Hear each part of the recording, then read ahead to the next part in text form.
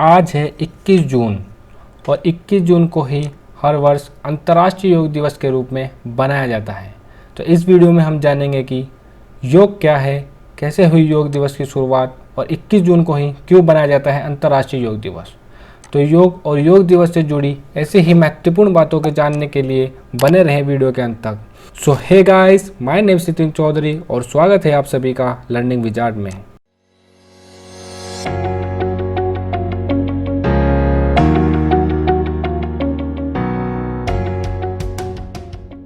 तो शुरुआत करते हैं योग के इतिहास के साथ। योग का इतिहास अत्यंत प्राचीन है और इसकी उत्पत्ति हजारों वर्ष पहले हुई थी।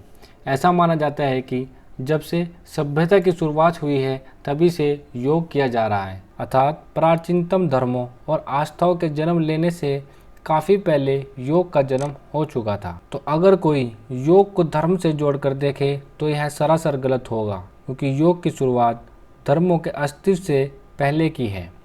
भारतीय मान्यताओं के अनुसार भगवान शिव ने योग का ज्ञान सप्तऋषियों को दिया, जिन्होंने उसका प्रचार प्रसार पूरी दुनिया में किया।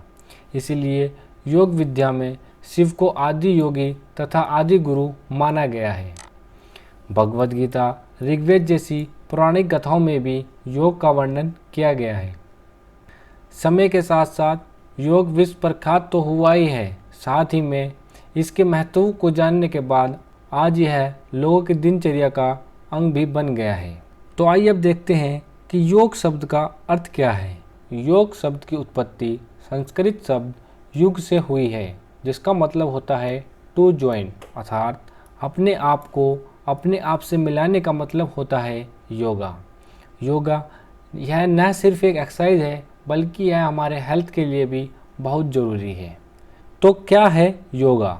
योग एक साधना है जिसके जरिए व्यक्ति शारीरिक और मानसिक रूप से स्वस्थ रहता है, जिसमें शरीर, मन और आत्मा को एक साथ लाने का कार्य होता है। तो आइए अब देखते हैं योग दिवस की शुरुआत कैसे हुई। तो अंतर्राष्ट्रीय योग दिवस का विचार सबसे पहले भारत के वर्तमान प्रधानमंत्री नरेंद्र मोदी ने संयुक्त राष्ट्र महासभा यानी यूनाइटेड नेशन जनरल असेंबली में अपने भाषण के दौरान 27 सितंबर 2014 को प्रस्तावित किया था। इसके बाद महासभा ने 11 दिसंबर 2014 को इस प्रस्ताव को स्वीकार किया और 21 जून को प्रत्येक वर्ष अंतर्राष्ट्रीय योग दिवस के रूप में बनाने की घोषणा की। संयुक्त राष्ट्र महासभा में यह कोई पहला प्रस्ताव था जिसे मात्र 90 दिनों के भीतर स्वीकृति मिल गई। इस प्रकार 21 जून को प्रत्येक वर्ष योग दिवस के रूप में बनाया जाने लगा तथा 21 जून 2015 को पहला योग दिवस बनाया गया, जिसका आयोजन नई दिल्ली के राजपथ में किया गया, जिसमें 84 देशों के लगभग 35,995 लोगों ने भाग लिया। तो आखिर 21 जून को ही क्यों बनाया गया अंतर्राष्ट्रीय योग दिवस?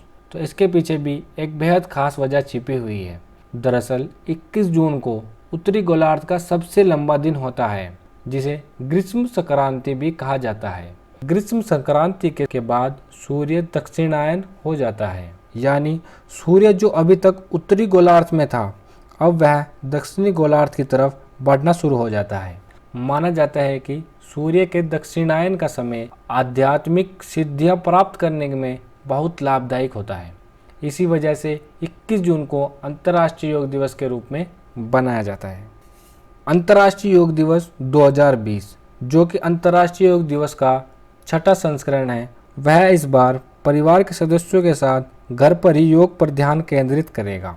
वैसे तो भारत में योग दिवस को न सिर्फ एक एक्सरसाइज की तरह मनाया जाता है, बल्कि भारत के लोग इसे एक त्यौहार की तरह मनाते हैं। लेकिन 2020 में कोविड-19 जैसी महामारी के कारण 2020 के योग दिवस में वह रौनक नहीं देखने को मिल रही। लेकिन फिर भी प्रत्येक व्यक्ति को अपने घर में जितना हो सके अपनों के साथ मिलकर योग करते हुए अंतर्राष्ट्रीय योग दिवस को बनाना है। इसीलिए इस बार के योग दिवस की थीम है yoga at home and yoga with family, यानी घर पर योगा और परिवार के साथ योगा। तो इस महामारी में आप भी घर पर रहें, सुरक्षित रहें और घर पर ही परिवार के साथ योगा दिवस बनाएं।